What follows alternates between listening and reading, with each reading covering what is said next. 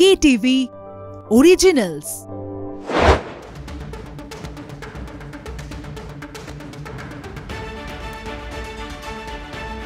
নমস্কার, স্টেডিয়াম বুলেটিনে আপনাদের সবাইকে স্বাগত জানাই। আমি ইন্দ্রাণী রয়েছে আপনাদের সঙ্গে। অ্যাজ ইউজুয়াল স্টেডিয়াম বুলেটিন নিয়ে চলে এসেছি। আমার সঙ্গে রয়েছেন আমাদের assistant sports editor Joyjyoti Ghosh. খেলার খুঁটিনাটি আপডেট এবং এই মুহূর্তে কি ঘটছে খেলার দুনিয়ায় সমস্ত কিছু কিন্তু আপনাদের জানাই, এবং থাকে কিছু গল্প এবং মজার গল্প, কিন্তু থাকে কিছু স্মৃতি, কিছু এক্সপিরিয়েন্স, সব মিলিয়ে কিন্তু আমাদের আজকের স্টেডিয়াম বুলেটিন। এবং প্রথমেই জয়জ্যোতির কাছে আমি যে প্রশ্নটা রাখবো সেটা হচ্ছে ভারতীয় স্কোয়াডে কি চমক আছে? হ্যাঁ, ভারতীয় স্কোয়াড নিয়ে আমরা গতকাল আলোচনা করেছি, আজকেও আলোচনা করব। কারণ একটাই যে ভারতীয় দল কিন্তু ঘোষণা হয়ে গিয়েছে পরবর্তী 3টি টেস্ট ম্যাচের জন্য। যেটা আমরা বলেছিলাম প্রথমেই যে বিরাট কোহলি 3টি টেস্টই থাকবে না। ফার্স্ট ব্রেক কলকাতা টিভি করে আসলে 4 দিন আগে, এবং সেটাই কিন্তু হলো। বিরাট কোহলি কিন্তু কোনো টেস্টেই নেই, মানে পরে যেটা রাজ করতে হবে সেখানেও নেই, রাঁচিতেও নেই, ধর্মশালাতেও নেই। তিনি বিশ্রাম চেয়েছেন তার ব্যক্তিগত কারণে, এবং সেটাকে সম্মান জানাচ্ছে বিসিসিআই। এটা তো হলো একটা দিক। এবং আরেকটা দিক যেটা নাকি আমরা গতকাল আলোচনা করছিলাম, যে শ্রেয়াস আইয়ার সম্ভবত থাকবেন না, এবং যথারীতি তাই দেখা গিয়েছে। শ্রেয়াস আইয়ার কিন্তু দলে নেই, এবং এটাতে কিন্তু দুটো দলে শ্রেয়াস আইয়ার নেই কেন, একেবারেই মানে শ্রেয়াস আইয়ার দলে নেই কেন, এটাতে আবার দুরকম মতামত কিন্তু উঠে আসছে। সেটা হচ্ছে যে প্রথমত শ্রেয়াস আইয়ারের চোট রয়েছে, আর শ্রেয়াস আইয়ার 30টি বল খেলার পর তার পিঠের পেশি শক্ত হয়ে যাচ্ছে। আমরা জানি গতবারের আইপিএল তিনি খেলতে পারেননি, সেই চোটটা কি আবারও ফিরে এসছে। আরেকটা সোর্স বলছে যে তাকে নাকি ড্রপ করা হয়েছে, কারণ দ্বিতীয় টেস্ট ম্যাচে তিনি খুব একটা ভালো কিছু করতে পারেননি। তবে এই স্কোয়াডে শ্রেয়াস আইয়ার নেই, এটা বাদে যে চমক সেটা হচ্ছে যে জসপ্রীত বুমরা। আমরাই বলেছিলাম যে জসপ্রীত বুমরা কিন্তু বিশ্রাম দেওয়া হবে না, জসপ্রীত বুমরা সহ অধিনায়ক হিসেবে থাকবেন আর পরবর্তী 3টি টেস্টে, এবং যে ছন্দে বোলিং করছেন সেই ছন্দেই বোলিং করবেন। একই সঙ্গে মোহাম্মদ সিরাজও থাকছেন, নীতিশ কুমার থাকছেন। বাংলার আকাশদ্বীপে সুযোগ পেয়েছে, তাই আমি আকাশদ্বীপের প্রসঙ্গে আসবো। যাতে তবে জসপ্রীত বুমরাকে কিন্তু আমরা দেখছি যথেষ্ট একটা দুরন্ত পারফরমেন্স করছে, যেভাবে চলছে তার পারফরমেন্স গুলো সবার কিন্তু নজর কেড়েছে জসপ্রীত বুমরার বোলিং। একেবারে জসপ্রীত বুমরা এখন মানে সেরা ছন্দে রয়েছে এই মুহূর্তে, এবং যার জন্য আইসিসি টেস্ট বোলিং র্যাঙ্কিং আমরা দেখেছি শীর্ষস্থানে উঠে এসছেন। আর অসাধারণ বোলিং করছেন রাহুল দ্রাবিড় হোক বা রোহিত শর্মা হোক, তারা বলছেন জসপ্রীত বুমরা নামে এটাই যে কোনো পিচ দিয়ে যাও জসপ্রীত বুমরাকে উইকেট দিতে সক্ষম, এবং সেটাই হচ্ছে। আমরা গত ম্যাচে দেখেছি 9টা উইকেট নিয়েছে, আর অনেক রেসপন্সিবিলিটি। এটা ভাবা হচ্ছিল যে রোটেশন করেছি ইংল্যান্ডের মতো ভারতীয় নেবে কিনা, যেমন জেমস অ্যান্ডারসনকে প্রতিটি টেস্ট ম্যাচে খেলানো হয় না, সেই জিনিসটা কি জসপ্রীত বুমরার ক্ষেত্রেও হবে? এটা কিন্তু একটা জল্পনা শুরু হয়েছিল, কিন্তু অবশ্যই সমস্ত জল্পনার অবসান। কারণ লিগ বোলার মেইন স্ট্রিম পেসারকে কখনো কিন্তু এই গুরুত্বপূর্ণ সিরিজে বিশ্রাম দেওয়া যায় না, এবং সেই অনুযায়ী কিন্তু জসপ্রীত বুমরাকে অ্যাডেড রেসপন্সিবিলিটি দেওয়া হয়েছে ভাইস ক্যাপ্টেন্সির, এবং একই সঙ্গে তিনি 3টি টেস্ট ম্যাচে খেলবেন। এবং আরও যেটা বলার বিষয় সেটা হচ্ছে যে জসপ্রীত বুমরা তো রয়েছেন, এবং একই সঙ্গে কেএল রাহুল এবং রবীন্দ্র জাদেজা, এই দুই ক্রিকেটারকে আমরাই বলছিলাম যে তারা কাম ব্যাক করতে পারেন, এবং তারা কিন্তু কাম ব্যাক করেছেন।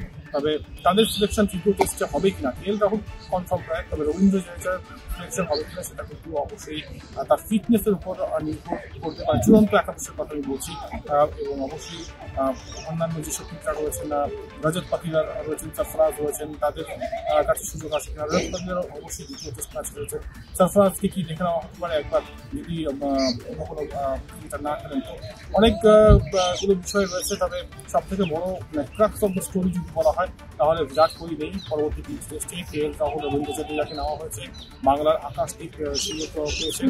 একই সঙ্গে জসপ্রীত বুমরা সহ অধিনায়কত্ব করবেন পরবর্তী 3 টেস্ট ম্যাচে, এবং তাকে পরবর্তী বিশ্রাম দেওয়া হয়নি। এবং একই সঙ্গে নীতিশ কুমার বাংলার আরেক প্রতিনিধি, তিনি থাকছেন এই দলে, এবং মোহাম্মদ সিরাজকে কিন্তু রাখা হয়েছে।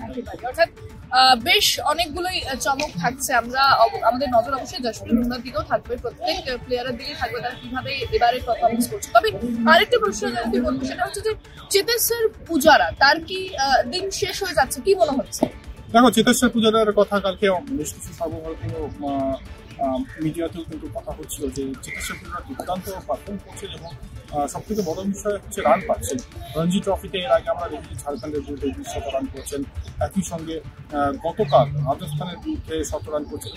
গতকাল রান পাওয়ার পর কিন্তু হঠাৎ একটা জল্পনা শুরু হয়ে যায় যে তাহলে কি রাজকোটে আমরা দেখতে পারি চিকিৎসা পূজারাকে, কারণ যে ফর্মে রয়েছেন, কারণ তার চেনা জায়গা, তার চেনা মাঠ, সেক্ষেত্রে চিকিৎসা পূজারাকে নেওয়াটা ওখানে অনেক মানে ভালো হবে বলে অনেকে মনে করছেন। কারণ যেহেতু শ্রেয়াস আইয়ার হয়ে যাচ্ছেন, বিরাট কোহলি একজন নির্ভরযোগ্য অভিজ্ঞ ব্যাটারের প্রয়োজন, সেই সূত্র ধরে কিন্তু অনেকেই বলছিলেন যে চিকিৎসা পূজারা কামব্যাক করলে করতে হবে। তবে ভারতীয় থিঙ্ক ট্যাঙ্ক বা ভারতীয় নির্বাচক মন্ডলী বোধহয় অন্য কিছু ভাবছে এই মুহূর্তে। আমার যা মনে হয়, এত রান করার পরেও যখন চিকিৎসা পূজারাকে নেওয়া হয়নি, তাহলে একদম এটা নিশ্চিত যে ভবিষ্যতের কথা হয়তো ভাবছে, এবং সেক্ষেত্রে রাজত পতিদাস, সরফরাজ খান এই ধরনের ক্রিকেটাররা বেশি প্রায়োরিটি পাচ্ছে রাজাতেন চিকিৎসা পূজারা বা অজিঙ্ক রাহানে।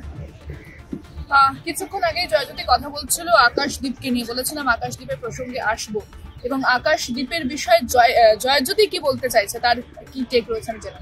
দেখো ইন্দ্রাণী, আমরা যেখানে এখন ময়দানে আছি এবং এখান থেকে কিন্তু বড় হয়ে ওঠে আকাশদ্বীপের।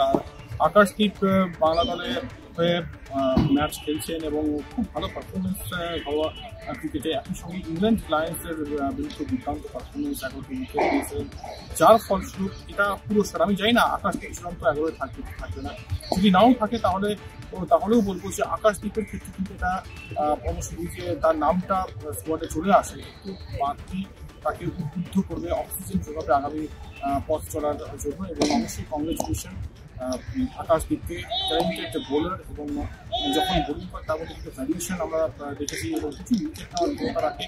তাই ভারতীয় নির্বাচক মন্ডলী যে আকাশদ্বীপকে নজরে রেখেছে, সেটা কিন্তু আজকে টিম সিলেকশনের পর একেবারে অর্থাৎ তাদের এটা একদম সঠিক সিদ্ধান্ত বলছে, একদমই সঠিক সিদ্ধান্ত। এবং এটা বলা যেতে পারে যে বাংলাকে যদিও বাঙালি নয়, তবে বাংলার হয়ে যেহেতু খেলে আকাশদ্বীপ বা মুকেশ কুমার, আমরা বাংলা ক্রিকেটারই বলবো। এটা অবশ্যই যে বাংলার ক্রিকেটার তারা প্রায়োরিটি পাচ্ছে অনেকদিন পর, এবং স্নেহাশিস গঙ্গোপাধ্যায় হোক বা সিবি হোক, তাদেরকে একেবারে, অর্থাৎ মোর পাওয়ার টু আকাশদ্বীপ। এবার আমি ভারত অস্ট্রেলিয়া ম্যাচের প্রসঙ্গে আসবো। সেখানে ভারত অস্ট্রেলিয়া ম্যাচে যদি কাকে এগিয়ে রাখবে, কে রয়েছে এবারে তারে তুরুপের দাস, কি বলতে? দেখো, ভারত অস্ট্রেলিয়া ম্যাচ বললে আমার সেই 19 ফেব্রুয়ারি আহমেদাবাদের কথা মনে পড়ে যায়, যেখানে গৌতম দার আমি ছিলাম এবং আশা করছিলাম যে ভারত হয়তো জিতবে 2011 পর বিশ্বকাপ, স্মৃতি ফিরিয়ে আনবে। মহেন্দ্র সিং ধোনি কাপটা ধরেছিলেন, আমরা আশা করছিলাম যে রোহিত শর্মা হাতে সেই কাপটা দেখবো। তবে যাই হোক, বড়রা পারেনি, ছোটদের এবার চ্যালেঞ্জ, এবং এটা পারে কিনা 19 বিশ্বকাপ ফাইনাল আগামীকাল, এবং সেই দিকে কিন্তু প্রত্যেকের নজর রয়েছে। আর তুমি বলছিলে তারা এক্সট্রাক্ট হতে পারে বা টিভিতে তাস হতে পারে। অবশ্যই সচিন দাস যিনি রয়েছেন গত ম্যাচে গুরুত্ব ব্যাটিং করছেন, উদয় সাহারান রয়েছেন, তার দিকে নজর থাকবে, সঞ্জয় পান্ডে রয়েছেন, তার দিকে নজর থাকবে, এবং একই সঙ্গে মুশফিক খান।